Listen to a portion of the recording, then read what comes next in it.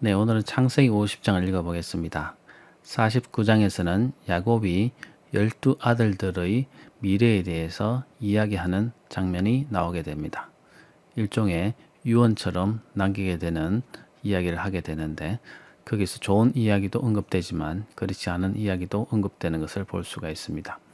제가 좀 중간에 삽입해서 이야기했는 것처럼 어떤 인간이든 간에 그가 신앙이 깊고 그렇지 않은 것을 떠나서 그가 하나님처럼 그 미래에 대해서 정확하게 알고 예언하는 것은 있을 수가 없는 일입니다. 그리고 그가 아무리 이름을 어떻게 짓는다 하더라도 그 이름대로 그 사람의 성격을 완전히 규정할 수는 없습니다. 우리가 그 전제에서 출발했을 때 야곱이 비록 그 아들들에 대해서 좋고 또는 나쁜 미래에 대해서 예언을 했지만 그대로 들어진 예언도 있고 그렇지 않은 예언도 있다라는 것을 우리가 이해할 필요가 있을 것 같습니다. 아무튼 야곱은 파란만장한 삶을 살다가 애굽 땅에서 죽었고 그 시신을 그 조상의 묘에 매장을 했던 그런 사실들을 49장에서 기록하고 있습니다. 자, 오늘은 50장을 읽어볼 터인데 여기서는 요셉이 사망하는 사건을 다루고 있습니다. 요셉이 그의 아버지 얼굴에 굽부려 울며 입맞추고 그 수종드는 의원에게 명하여 아버지의 몸을 향으로 처리하게 하며 의원이 이스라엘에게 그대로 하되 40일이 걸렸으니 향으로 처리하는 데는 이 날수가 걸림이며 애굽 사람들은 70일 동안 그를 위하여 곡하였더라 하고 있습니다. 요셉이 그 아버지가 죽자 그 의원에게 그 시중드는 의원에게 명령해서 이스라엘을 이집트의 시체 처리 방식대로 처리하기를 명령하게 됩니다. 이집트에서는 귀한 사람이 죽으면 그 몸에 향 처리를 해서 방부 처리를 해서 미라를 만드는 과정을 거치게 됩니다. 그래서 40일 정도 향으로 처리한다는 것은 미라로 처리하는 것을 과정을 말합니다. 인체가 쉽게 부패할 수 있는 부위를 제거하고 거기에 향을 채워서 방부제를 채워서 그 시신이 오래 유지되도록 하는 것이죠.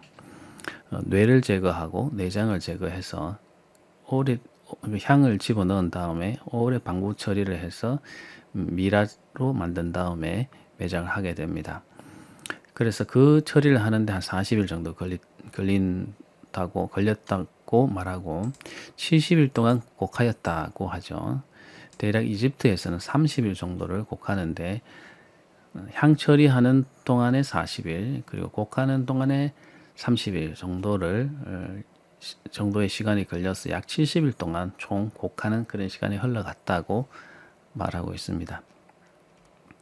자, 70일 정도의 곡하는 기한이 지남에 요셉이 바로의 궁에 말하여 이르되 내가 너희에게 은혜를 입었으면 원하건대 바로의 귀에 아뢰기를 우리 아버지가 나로 맹세하게 하여 이르되 내가 죽거든 가나안 땅에 내가 파놓은 묘실에 나를 장사하라 하였나니 나로 올라가서 아버지를 장사하게 하소서 내가 다시 돌아오리이다 하라 하였더니 요셉이 곡하는 기일 70일 정도가 지나서 바로에게 전가를 하게 됩니다. 왜 바로를 직접 만나서 전가를 하지 않았을까 의문이 드시죠. 그 당시의 풍습으로는 그 가족 중에 누군가가 죽어서 상중에 있으면 부정하다고 보기 때문에 귀인을 만나거나 특히 임금을 만나거나 할 때는 직접 만나지 않는 그런 관행을 따라서 요셉이 바로를 직접 만나서 자기가 장지로 가서 아버지를 매장하려고 하지 않고 간접적으로 그 말을 전하는 그런 모습을 보고 있습니다. 그래서 내가 너희에게 은혜를 입었으면 관원이죠. 이집트 관원에게 바로에게 시중을 드는 일종의 비서실 같은 그런 곳일 것으로 예상이 됩니다. 그런 곳에 내가 너희들에게 은혜를 입었으면이라고 말하는 것은 아주 자기를 낮춰서 겸손하게 부탁하는 그런 태도를 말하는 것이고요. 그런 기관을 통해서 바로에게 전했다는 것이죠. 자기 아버지가 가나안 땅에 파놓은 묘실에 자기를 장사해 달라라고 했기 때문에 자기가 장사를 하러 갔으면 좋겠다. 그리고 내가 다시 돌아오겠다라는 그런 말을 전하게 됩니다. 이 말을 전달받은 바로는 즉시로 반응하게 됩니다. 내가 내게 시킨 대로 맹세대로 올라가서 내 아버지를 맹세하라.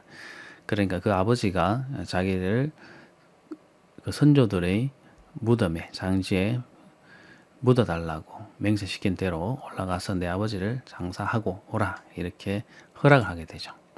왜냐하면 요셉은 아주 중요한 직책을 수행하던 관직에 있었기 때문에 총리였기 때문에 그럼 바로 왕의 허락이 필요했었습니다. 그래서 요셉은 그것을 허락받았고 바로는 바로 허락했던 것입니다. 요셉이 자기 아버지를 장사하러 올라가니 바로의 모든 신하와 바로궁의 원로들과 애굽 땅의 모든 원로와 요셉의 온 집과 그의 형제들과 그의 아버지의 집이 그와 함께 올라가고 그들이 어린 아이들과 양떼와 소떼만 고센 땅에 남겼으며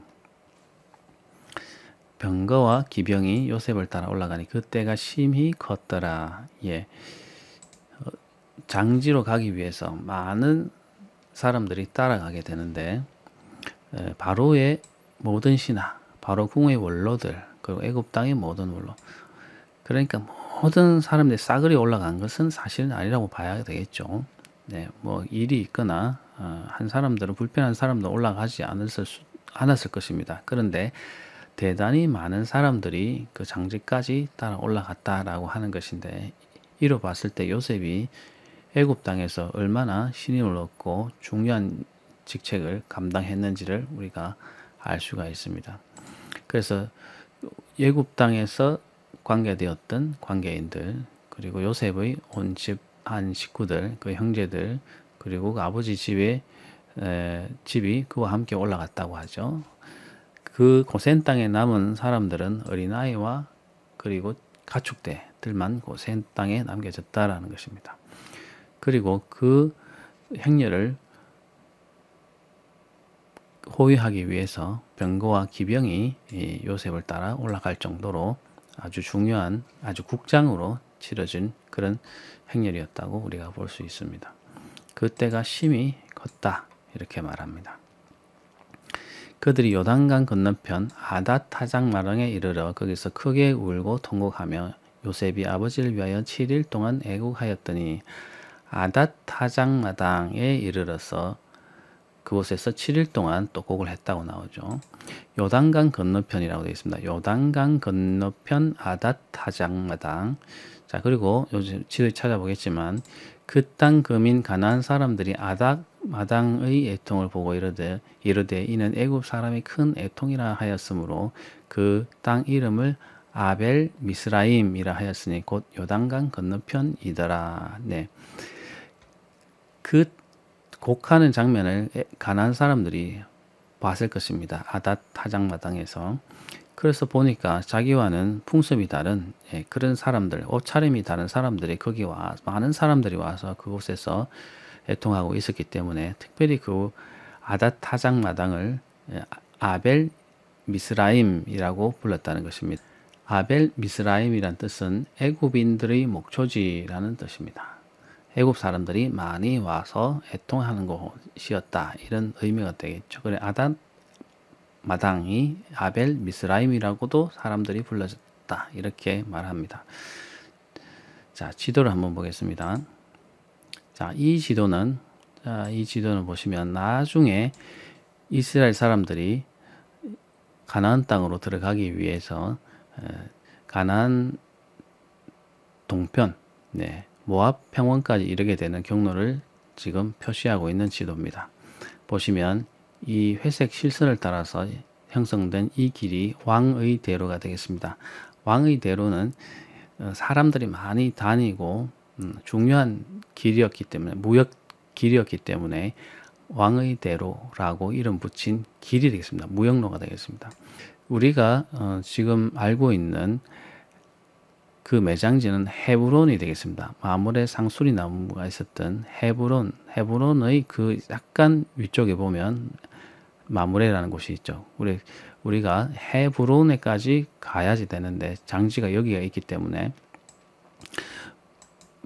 우리가 상식적으로 생각하면 이렇게 가서 브엘세바를 거쳐서 헤브론 가면은 가까운데 요단강 동편으로 가서 아닷 타작 마당에 이르렀다. 아닷 타작 마당은 타작하기에 편리한 어떤 그 마당, 운동장처럼 이렇게 다져진 그런 마당 정도로 보시면 되는데 그곳에서 가난한 사람들이 또는 그곳에 근동 사람들이 타작을 했기 때문에 그곳에 추수를 하면 그곳에 타작을 했기 때문에 그런 공간을 공용으로 두고 있었을 가능성이 없습니다. 그래서 그곳에 공지가 있으니까 그곳에서 애곡을 했던 것인데 아닷 타작마당이라는 곳인데 이곳은 어딘지는 정확히 알 수는 없습니다. 그런데 아마 이 요단강 동편에 있었다고 하니까 이 어딘가에 있었을 가능성이 높습니다. 이 어딘가에.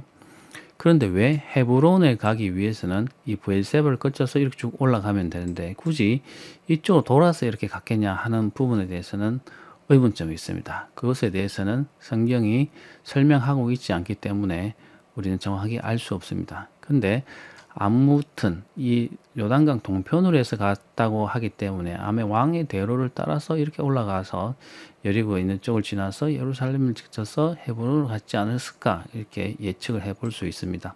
근데 곡은 이곳에서 했고 이곳에서 애굽에서 따라온 사람들이 같이 있다가 돌아가고 나머지 가족들은 아마 그 애굽 사람들을 돌려보내고 따로 가족들끼리 헤브론으로 내려왔지 않았을까 그렇게 예측을 하는데 아무튼 이 아닷 타작 마당은 이 요단강 동편에 있었다라는 기록을 보면 정확한 위치는 알 수 없지만 이 동편, 헤브론이나 예루살렘이 동편 지역의 어느 지역을 말한다. 그리고 이집트 사람들은 일반적인 경로를 따라서 올라오지 않고 이 왕의 대로나 이 동편 길을 무역로를 통해서 아마 가지 않았을까. 이곳이 이런 길이 경로가 아무래도 사람들이 많이 가고 많은 사람들이 움직이기에 편리한 그런 길이었기 때문에 대로였기 때문에 아마 그 사람들이 규모로 봤을 때 행렬의 규모로 봤을 때 그 편리할 했기 때문에 아마 그쪽으로 가지 않았을까 그렇게 예측은 해볼 수 있습니다. 정확한 이유는 설명하지 않습니다. 자, 그래서 아발 미스라임 그 현지 사람들이 볼 때 애굽 사람들이 많이 와서 곡을 했기 때문에 아닷 마당을 아벨 미스라임이라고 부를 정도였다라는 것입니다. 자, 야곱이 아들들이 아버지가 그들에게 명령한 대로 그를 위해 따라 행하여 아마 야곱이 자기가 죽으면 자기 그 선조들이 묘에 묻어달라고 했기 때문에 아마 그 명령을 따라서 이제 행했다는 것인데요. 그를 가나안 땅으로 메어다가 마므레 앞 막벨라 굴에 장사였으니 이는 아브라함이 헷 족속 에브론에게 밭과 함께 사서 매장지를 삼은 곳이더라. 네, 마므레 아시죠? 헤브론에서 약간 몇 킬로 정도 북쪽에 있는 곳인데 그곳에 에브론이라는 사람이 원주민이 헷 족속 에브론이 소유하고 있었던 땅인데 그곳에 아브라함이 그 아내 사라가 죽자 그곳에 밭을 사서 그 밭에 소속되어 있는 막벨라 굴에 매장했던 그런 선조들의 그 가족의 매장지죠. 그곳에 야곱이 매장이 되었다는 것입니다. 그래서 요셉이 아버지를 장사한 후에 자기 형제와 호상꾼과 함께 애굽으로 돌아왔더라. 네, 아마 그 장사 행렬을 호위했던 그런 병력 또는 그 사람들을 보호하기 위해 같이 갔던 그런 사람들 정도로 이해하면 되겠습니다.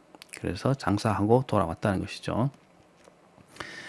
요셉의 형제들이 그들의 아버지가 죽었음을 보고 말하되 요셉이 혹시 우리를 미워하여 우리가 그에게 행한 모든 악을 다 갚지나 아니할까 하고 자, 그 아버지가 죽었기 때문에 요셉이 그 아버지로 인해서 그 형제들이 한 일들을 대해서 보복을 하지 못했던 그런 상황이지 않을까 혹시나 그렇지 않을까 하는 것에 대한 두려움을 갖고 있었던 것 같습니다. 그 아버지가 살아있기 때문에 보복을 못하고 있는데 이제 그 아버지가 죽었으니까 자기들에 대해서 그 죄값을 물을 것이다 라는 묻지 않을까 하는 그런 두려움을 갖고 있었던 것 같습니다.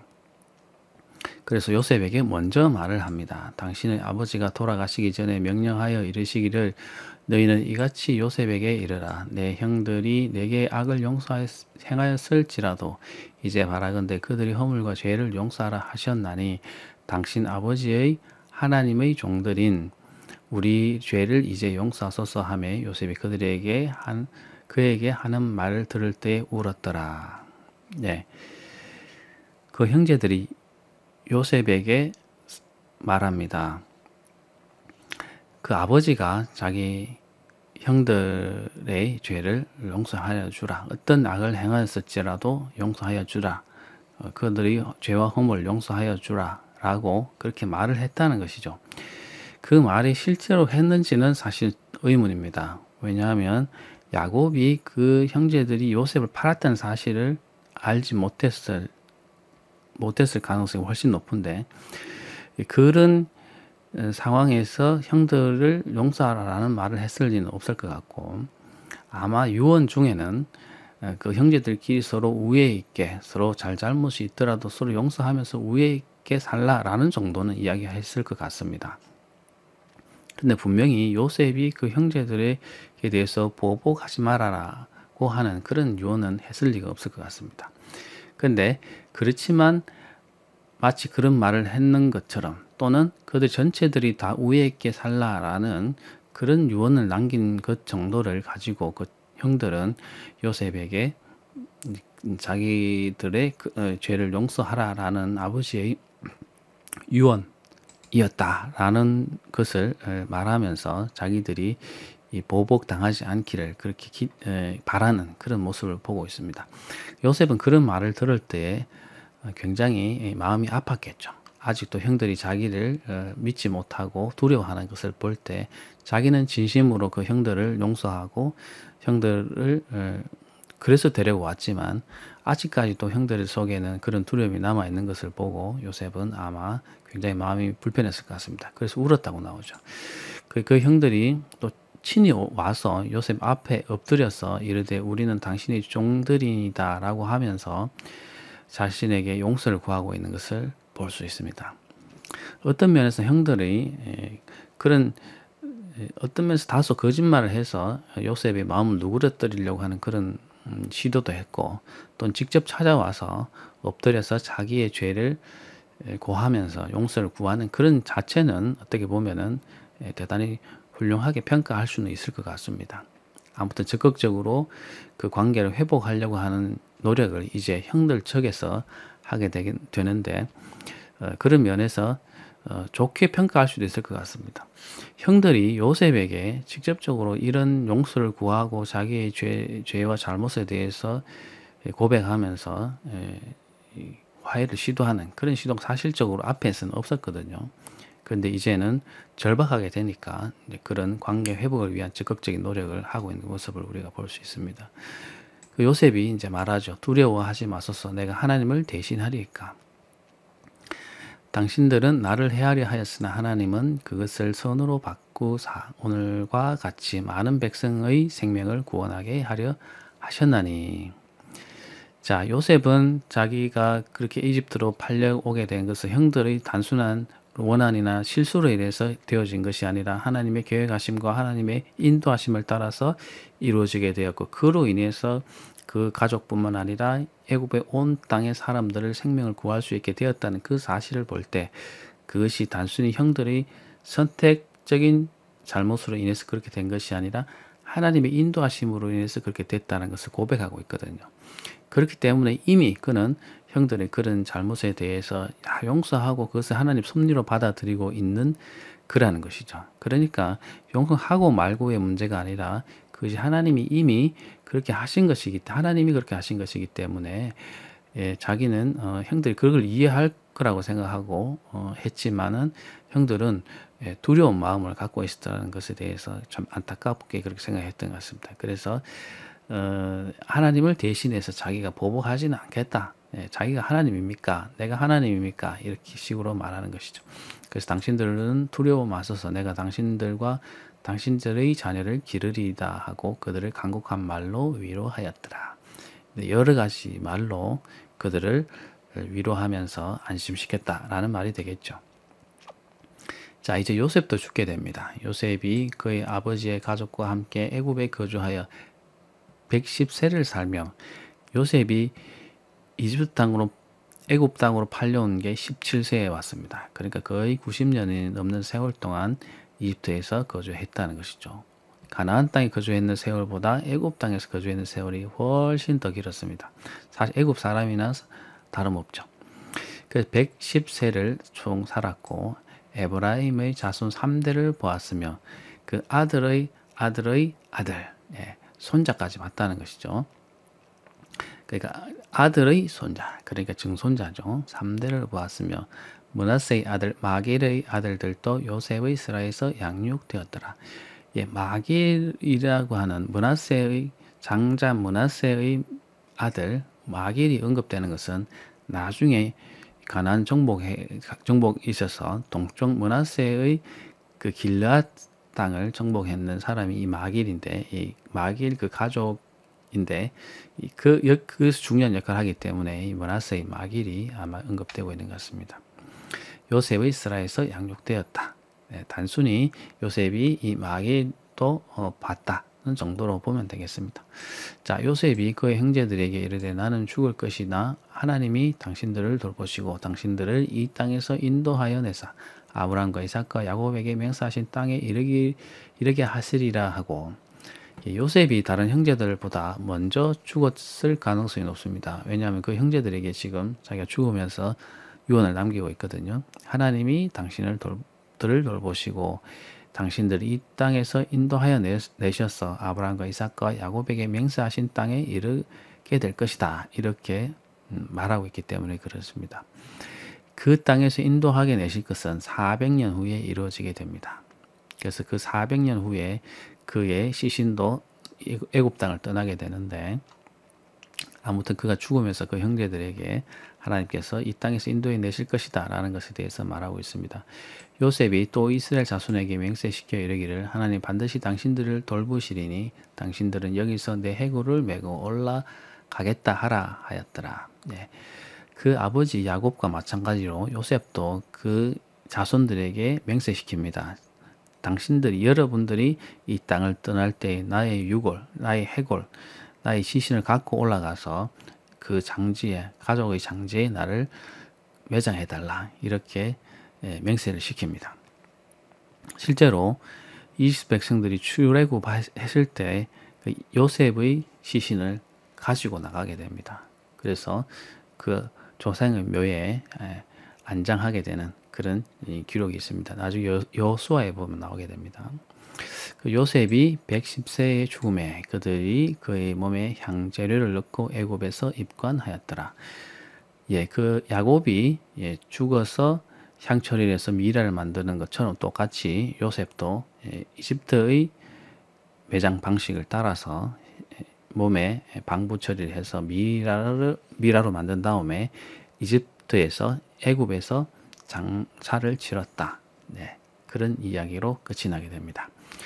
자, 오늘로서 창세기 50장을 다 읽어보았습니다. 창세기는 상당히 재미있는 이야기입니다.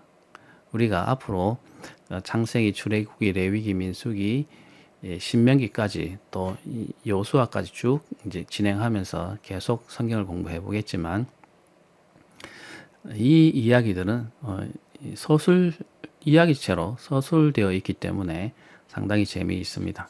중간에 좀 보기 어려운 부분은 간단히 정리하고 넘어가겠지만, 우리가 이 모세오경의 이야기들을 자세히 좀 이해하면서 본문에 언급되고 있는 정확한 내용이 무엇이다는 것을 좀 읽어보면서 더 깊이 이해를 하고, 또 지도와 함께 공간적으로 어느 지역에서 그런 일들이 있었는가를 이해하면서 좀 더 이해의 폭을 넓히는 그런 과정으로서 이렇게 매일 한 장씩 공부해 가는 것도 굉장히 좋은 방법이라 생각이 됩니다. 그리고 성경을 읽을 때 단순히 문자적으로 읽는 것이 아니라 성경을 해석하는 방향을 어느 정도 건전하게 우리가 제시를 해 드려서 성경을 읽을 때 그 이해를 좀 더 성경이 기록되어 있는 원래의 뜻에 맞춰서 이해하는 관을 가지고 성경을 읽는 것도 중요하다고 생각이 됩니다. 그래서 앞으로 또 출애굽기를 통해서 또 나가겠지만 좀 더 재미있고 좀 더 유익한 그런 방식으로 계속 읽어보도록 읽어서 나가도록 노력해 보겠습니다. 자, 그동안 창세기를 공부하시느라 수고하셨는데 또 출애굽기를 읽어가면서 또 같은 동일한 은혜를 또 나누었으면 좋겠습니다. 수고하셨습니다.